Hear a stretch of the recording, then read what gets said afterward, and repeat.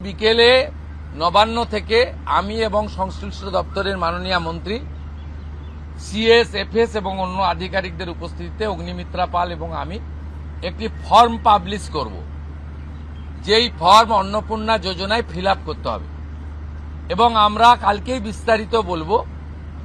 কারণ এনরোলমেন্ট যখন যত তাড়াতাড়ি করবেন তত বেনিফিট আমরা দিতে পারব। আমাদের অন্নপূর্ণা যোজনার প্রক্রিয়াটা শুরু হয়ে যাবে কাল থেকে। যেমন যেমন ফর্ম ফিল আপ হবে তেমন তেমন ৩,০০০ টাকা ট্রান্সফারও শুরু হয়ে যাবে। আর যতক্ষণ না ৩,০০০ টাকা ট্রান্সফার হচ্ছে, স্বাস্থ্যসাথী যেমন কন্টিনিউ রাখা হয়েছে আয়ুষ্মান ভারত কনভার্ট না হওয়া পর্যন্ত, এখানে আপনার লক্ষ্মী ভাণ্ডারকেও কন্টিনিউ করা হবে। বিস্তারিত কালকে আপনারা জানতে পারবেন। ফর্মের কপিও আপনারা কালকে পাবেন। অফলাইন অনলাইন অবশ্যই থাকবে।